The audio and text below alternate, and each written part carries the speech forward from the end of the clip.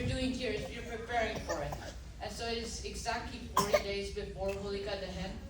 And 40 days is the amount of time it takes a season to transfer over.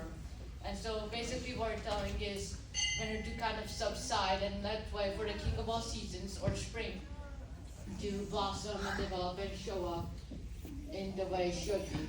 And because it is a harvest festival, it's also the time many crops mature, such as the sarso plant, the mustard plant, which we'll talk about later. It's very crucial to festivities. So Vasant Panchami is celebrated on the Panchami of Magh. That's why it's, Vasant Panchami. It's the 5th day of the month of Magh, or Magh Mas. And sometimes you also call it the Tithi of the Paksha of the Magh Mas.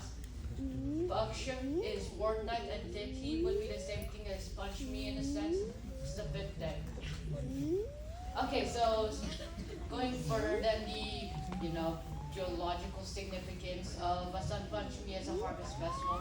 Vasant Panchami is also the birth anniversary of Mata Saraswati, so it's called Saraswati Jayanti. Again, just that translated.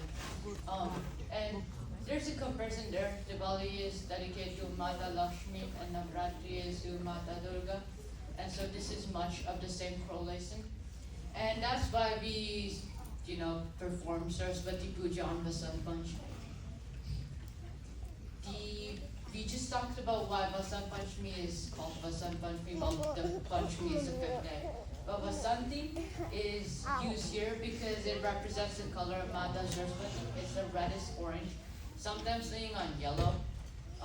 That the flowers that are blooming at that point in time are going to, fall under or have a large number. And so the flowers that are used on the festivities are going to be a Palash, Guldaudi, and the Sarso and Genda flowers. They're very crucial.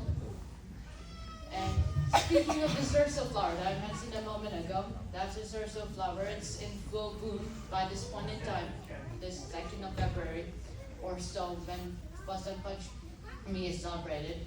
The Palash flower is also very common. The Guldaudi and Genda flowers are more common in specific areas of India. They aren't as widespread. They aren't used everywhere because they can't be cultivated everywhere. Okay. So since it is a harvest festival, you have some of the popular attributes of a harvest festival, such as flying kites or patangs or gudi, based on the language, for sport. So it's very similar to Makar Sankranti in that manner. You also wear white and yellow, so Safed and Vasanti, because those are the main colors of the festivities. In specific areas, you also have specific other customs. So in Rajasthan, you usually wear jasmine or chameli, flowered garlands and whatnot.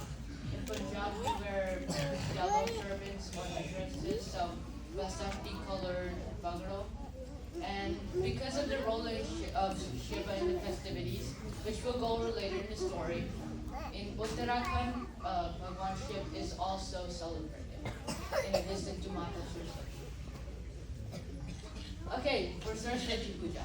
So there are technically no hard and fast rules to live by for Saraswati Puja. It depends based on the location you're, doing the puja. But these are the basic steps of doing it. For the interest of time, I'm going to gloss over it.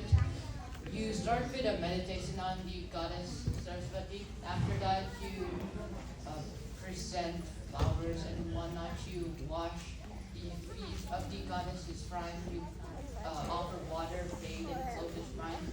You adorn the shrine afterwards, offer doop, deep, and naivedya.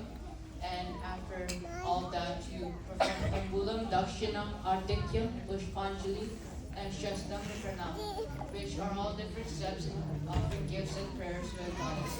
The prasad that was, the naivedya that was offered before is going to be served as prasad again.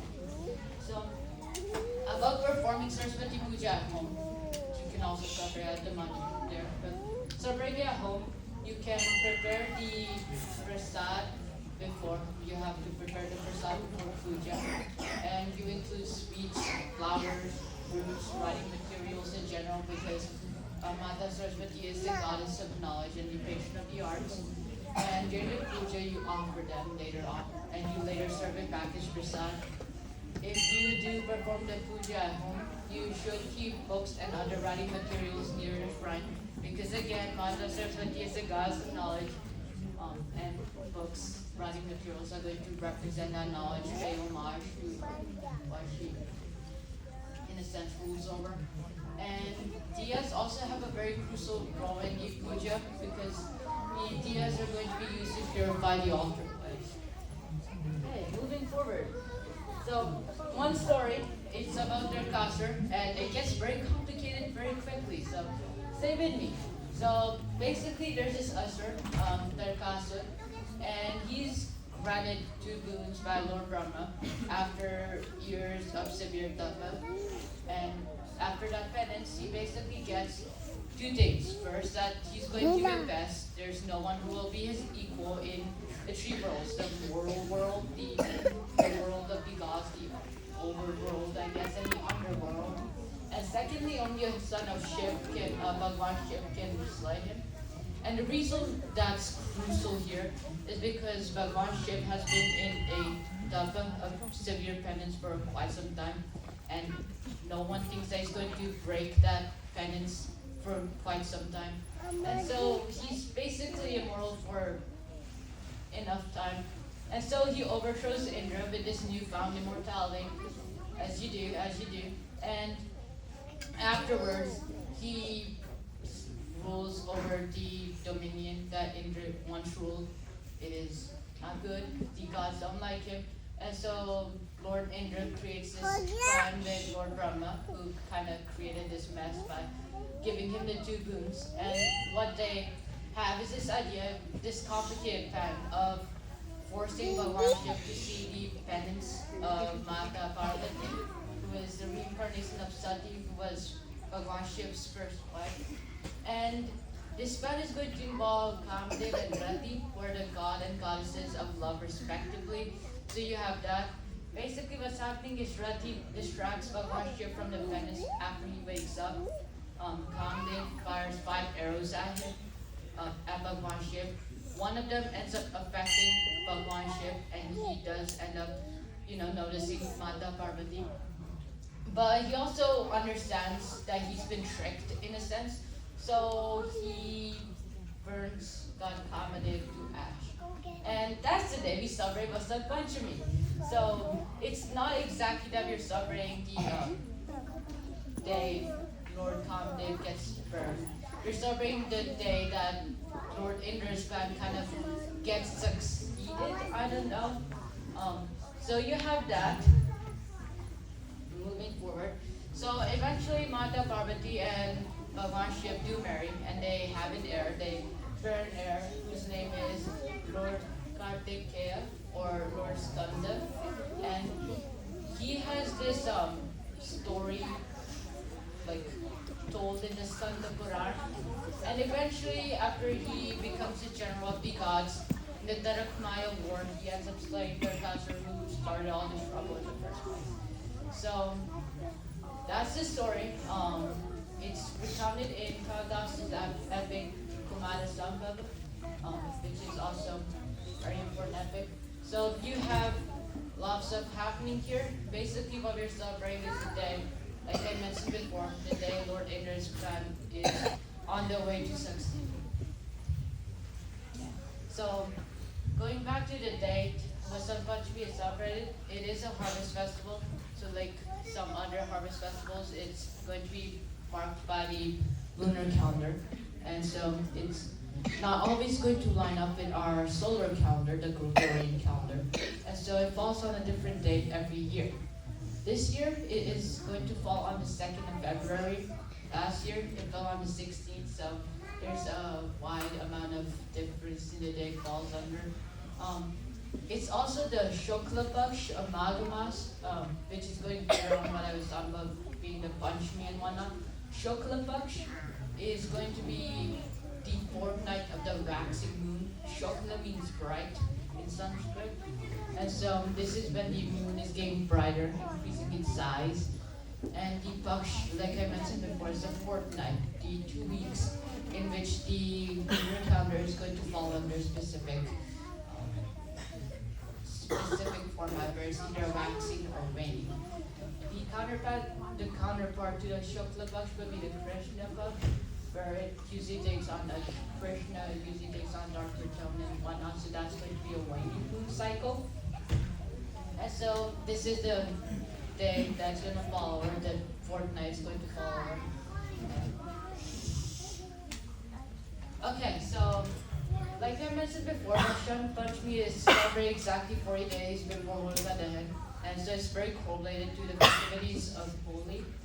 It is going to be a second Holi of sorts, because some temples in India are going to, toss gulal and whatnot, which is very common in Holi. And you also have Vasanti colored flowers decorating the altar pieces on both days. So it's very correlated. Near the date of Vasant Panchami, you also have Gangaur in specific parts of India. There's a lot of states that celebrate: Rajasthan, Haryana, Madhya Pradesh, and so on. And you also have different names for Gangaur. It's called Chaitra Gauri Vrat and Saubhagya Gauri Vratam in specific locations. And it worships the goddess Parvati for her role in the Kumara Sambhav, which is the story I just recounted. And that's going to be similar to how Uttarakhand worships the god Shiv for his, same role in the same epic. Okay, going forward to today. Today is the Republic Day of India. It's the 26th of January. And today marks the day that the Constitution of India was formally adopted 75 years ago on the 26th of January, 1950. I note that it's not to be confused with Independence Day, which is the 15th of August, when India formally gained independence from British Raj. Moving forward, Vasant Panchami is also similar to the independence of India and the Republic Day of India because of the close time period in which they fall under. And therefore it's correlated oftentimes to India gaining independence. What you have is the Vasanti color that's often associated with Vasant Panchami, some other festivals, and Mata Saraswati in general. And it's also correlated to the ultimate Deshbhakti, which is this that is being prepared to die for one's country and dressing up entirely in yellow in songs such as Rang Vasant Chola, which are songs that Bollywood has kind of popularized in the recent era. So it just goes to show you that Vasant Panchami has grown more than just religious occurrence. It marks the national unity and national semblance of national pride in our country. That's going to be it for today. Thanks for listening, and I'm going to open it up for some questions if there are any.